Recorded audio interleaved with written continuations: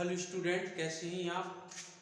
आपका स्वागत है आज फिर से अपने एवं मेरे यूट्यूब चैनल केमिस्ट्री माइंड में। आप क्लास इंटर में हैलोजन डेरिवेटिव के बनाने के गुण पढ़ चुके थे एवं इसके बाद मैंने आपको बताया था कि हैलोजन डेरिवेटिव बनाने के बाद मैं आपको फिजिकल प्रॉपर्टीज पर ले चलूँगा। तो लो, आज लेके आया हूँ physical properties of halogen derivative. तो पहली हेडिंग इसकी लगाते हैं बॉइलिंग पॉइंट, जिसको कहते हैं क्वथनांक। ठीक है ना? तो क्वथनांक किन किन बातों पर डिपेंड करता है ये अपन को ध्यान रखना चाहिए। तो हम लिखेंगे Bp is directly proportional to the molecular wait.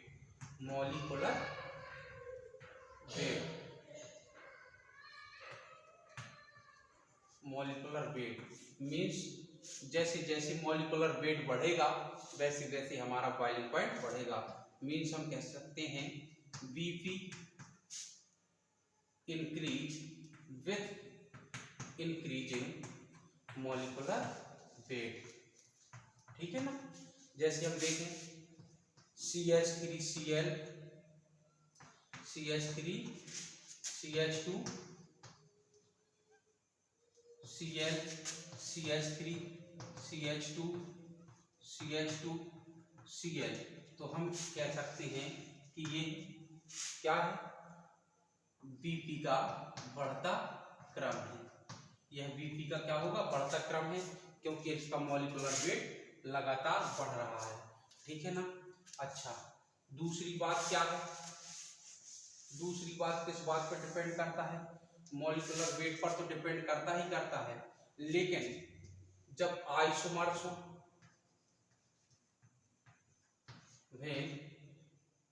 In isomers जब आइसोमर्स है, जब आइसोमर्स होंगे तो क्या होगा? तो मॉलिक्यूलर वेट समान होगा। तो फॉर आइसोमर्स के लिए हम क्या करेंगे? Bp is directly proportional to the longest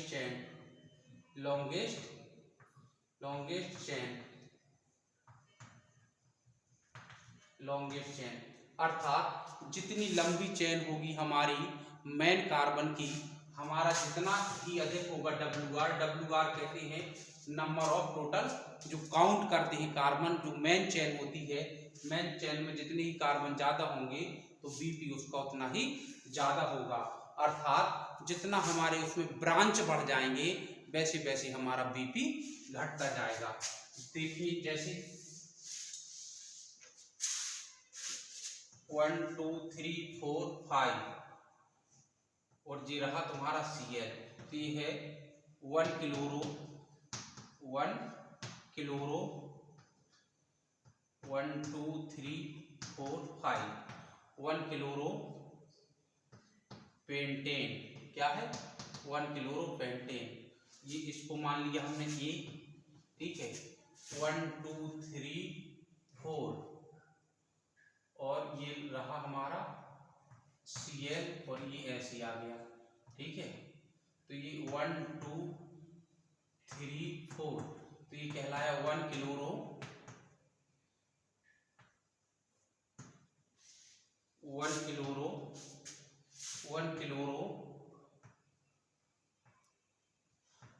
2 methyl butane. ये हो गया हमारा B। तीसरा हमारा ये आ सकता है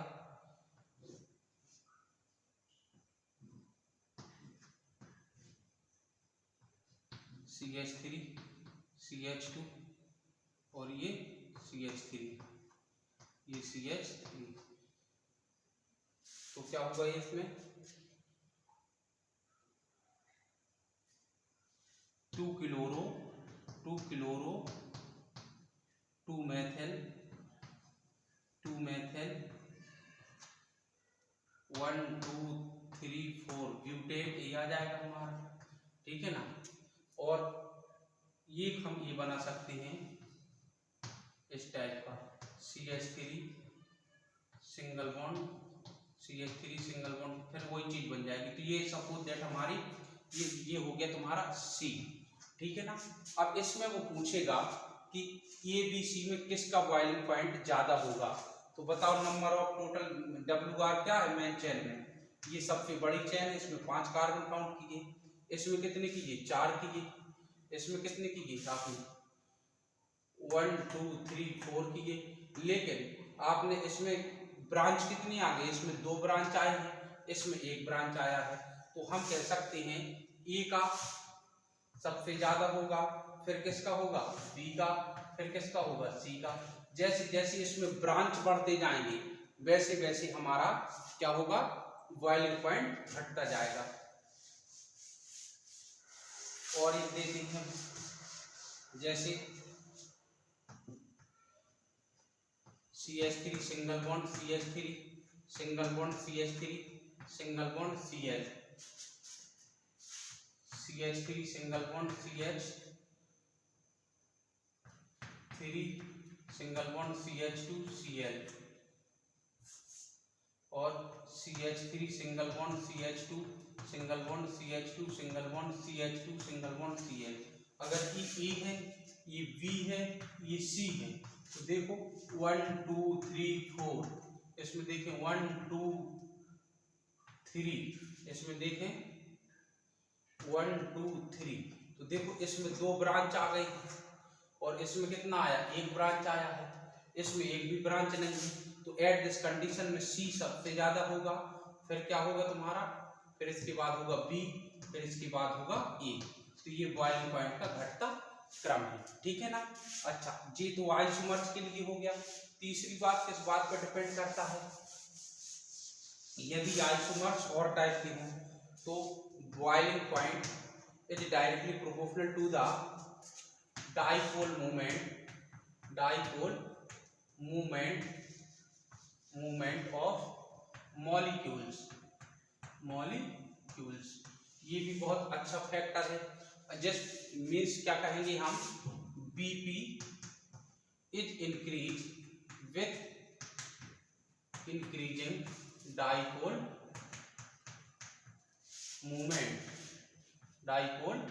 मूवमेंट, यानी म्यू की वैल्यू जैसे जैसे बढ़ेगी वैसे वैसे हमारा बॉइलिंग पॉइंट बढ़ता है, ठीक है ना।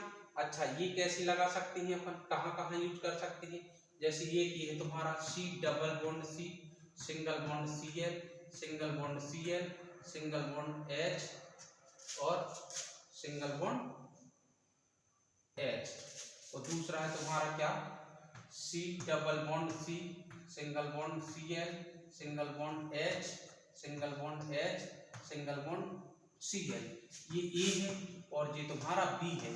तो आप जानते हो कि ये किस पोजीशन पर है, ट्रांस पर है, ये वाला ट्रांस, और ये क्या है सिस है। अब ट्रांस पोजीशन में अगर एक जैसी एटम हो तो इसका म्यू कितना होता है डाइपोल मूवमेंट 0, इसका म्यू डाइपोल मूवमेंट 0 नहीं हो सकता है। अगर आपको डाइपोल मूवमेंट पढ़ना हो तो मेरे डाइपोल मूवमेंट वाला वीडियो को सर्च कीजिए, मैं पहले दे चुका हूँ पूरा डाइपोल मूवमेंट क्या है, डाइपोल मूवमेंट के एप्लीकेशन में मैंने ये बात बताई थी। तो अगर मैं इसमें तुलना करूंगा तो देखिए boiling point is directly proportional to the dipole movement, जिसमें डाइपोल मूवमेंट ज्यादा होगा उसका बॉइलिंग पॉइंट ज्यादा होगा। तो इस नाते हम कह सकते हैं कि E is greater than B, यानी E का बॉइलिंग पॉइंट ज्यादा होगा। ऐसा ही एक क्वेश्चन बहुत अच्छा इसमें आता है आपकी आर्थो पैरामेटा, यानी कि अगर देखें एरल हैलाइड में आइसोमर्स की बात करें, आप आइसोमर्स की बात करें तो आइसोमर्स की बात करें डाई हैलोजन व्युत्पन्न के केवल 3 आइसोमर्स होते हैं और ऐसे ही ट्राई हैलोजन व्युत्पन्न के 3 आइसोमर्स होते हैं। यदि C6H4 Cl2 की बात करें हम तो इसके 3 आइसोमर्स होंगे और इसमें वो पूछ भी लेता है आपसे, जैसे ये एक Cl है और ये Cl है और दूसरा आइसोमर्स आपका होता है ये Cl है, ये Cl है और तीसरा आइसोमर्स आपका होता है ये Cl है और ये Cl है, ऐसी बात पूछ लेता है। तो ये ऑर्थो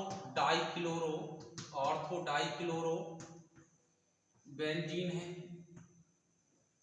ये पैरा डाइक्लोरो बेंजीन है, ये सॉरी ये मेटा डाइक्लोरोबेंजीन है, ये पैरा डाइक्लोरोबेंजीन है।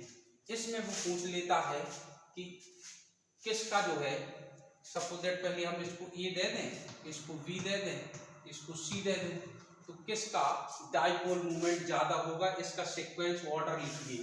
तो अब आप इधर देखिए कि जो डाइपोल मूवमेंट म्यू का मान होता है, म्यू बराबर होता है root μ1 square plus μ2 square plus 2 μ1 into μ2 cos theta. होता कि नहीं होता? थीटा का मान जैसे जैसे बढ़ेगा वैसे वैसे रिजल्टेंट म्यू घटेगा। तो अगर इसको चेक करें, आप ऐसे ऐसे चेक करें, इसको ऐसे ऐसे, तो ये कितने अंश का कोण बन रहा है? ये बन रहा है 60 अंश का कोण। अगर इसको ऐसे बढ़ाएं, इनका परिणाम ही निकालेंगे आप, ठीक है ना, डाइपोल मूवमेंट एक सदिश राशि है, तो ये 120 अंश का कोण बन रहा है, और इसका परिणामी अगर निकालेंगे आप तो ये 180 अंश का कोण बन रहा है। तो जैसे जैसे जैसे जैसे थीटा बढ़ेगा तो ये बिल्कुल जस्ट विपरीत हो जाता है, धन से ऋण की ओर, धन से ऋण की ओर, तो ये दोनों बिल्कुल विपरीत हो जाएंगे, तो इसका म्यू तो हो जाएगा 0। लेकिन अगर मैं तुलना करूं तो म्यू की, तो ये का सबसे ज्यादा होगा, फिर बी का होगा, फिर सी का होगा। तो इसी प्रकार से इसका बॉइलिंग पॉइंट और म्यू का क्रम बिल्कुल एक जैसा हो जाएगा। ई का सबसे ज्यादा बॉइलिंग पॉइंट, फिर होगा आपका बी का, फिर होगा सी का, और इधर हम लिख सकते हैं बीपी एंड म्यू का, बीपी एंड म्यू का डिक्रीजिंग ऑर्डर, ये चीज आ जाएगी, ठीक है ना। तो ये हमारा था कि क्या, बॉइलिंग पॉइंट का सिस्टम। अब हम लिखेंगे बॉइलिंग पॉइंट के बाद लिखेंगे मेल्टिंग पॉइंट, ठीक है।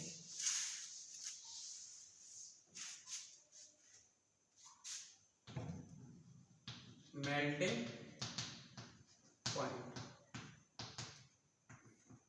मेल्टिंग पॉइंट कहलाता है गलनांक। तो बिल्कुल गलनांक mp इज डायरेक्टली प्रोपोर्शनल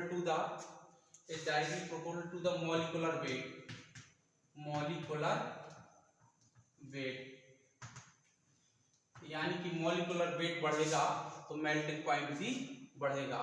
जैसे CH3Cl is greater than C2H5Cl is greater than C3H7Cl, ठीक है ना। तो ये mp का बढ़ता क्रम है, ठीक है ना। बट आइसोमर्स हो तो आइसोमर्स के लिए फॉर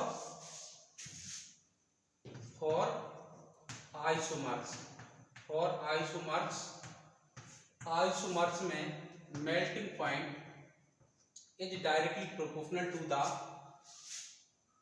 क्लोज पैकिंग, जिसकी जितनी अच्छी क्लोज पैकिंग होगी उसका मेल्टिंग पॉइंट उतना ही ज्यादा होता है। जैसे हम इनकी बात करें, इनकी अभी जो बताए थे, तो मेल्टिंग पॉइंट जस्ट उल्टा आ जाता है Cl, और फिर ये आ जाएगा तुम्हारा Cl, फिर ये आ जाएगा Cl। इसको मैं ए नाम दे दूं, इसको मैं बी नाम दे दूं, इसको मैं सी नाम दे दूं। ये आर्थो डाइक्लोरोबेंजीन है ये, और ये मेटा डाइक्लोरोबेंजीन है, ये पैरा डाइक्लोरोबेंजीन है, शॉर्ट में लिख दिया मैंने। अब ऐसी स्थिति में क्लोज पैकिंग देखेंगे तो इसकी एक नजदीक लाएंगे तो इसकी पैकिंग इतनी अच्छी क्लोज नहीं होगी। सबसे अच्छी पैकिंग इसकी क्लोज होगी, ए की, इसकी सी की, और फिर होगी इसकी, फिर होगी इसकी। तो इसका जो मेल्टिंग पॉइंट का सिस्टम होगा वो सी का सबसे ज्यादा निकलेगा, फिर आएगा तुम्हारा बी का, फिर आएगा ए का। ये है melting point and close packing का बढ़ता क्रम। तो ये हमारा मेल्टिंग पॉइंट इस टाइप से होगा, ठीक है ना। अगर आप जो है इसका डाइपोल मूवमेंट निकालना चाहते हैं, जैसे CHCl3 है, CCl4 है, फिर CH2Cl2 है, इस टाइप का निकालना चाहते हैं तो इसका मैंने वीडियो डाइपोल मूवमेंट में इसका क्लियर करके दिया था, इसका तो जीरो ही हो जाएगा। इनका सबका तुलना करके मैंने दिया था, आप डाइपोल मूवमेंट वाला मेरा वीडियो देख सकते हैं, ठीक है ना। अब ये हो गया बॉइलिंग पॉइंट, मेल्टिंग पॉइंट। अब मैं आपको सॉल्विलिटी बताता हूँ, ठीक है ना। जैसे बाकी मॉलिक्यूलर वेट में जैसे C6H5 F है, ये C6H5 Cl है, C6H5 Br है, C6H5 I है। तो मेल्टिंग पॉइंट अगर हम देखेंगे तो Mt का ये बढ़ता क्रम हो जाएगा, ठीक है ना। सॉल्विलिटी देखो, सॉल्विलिटी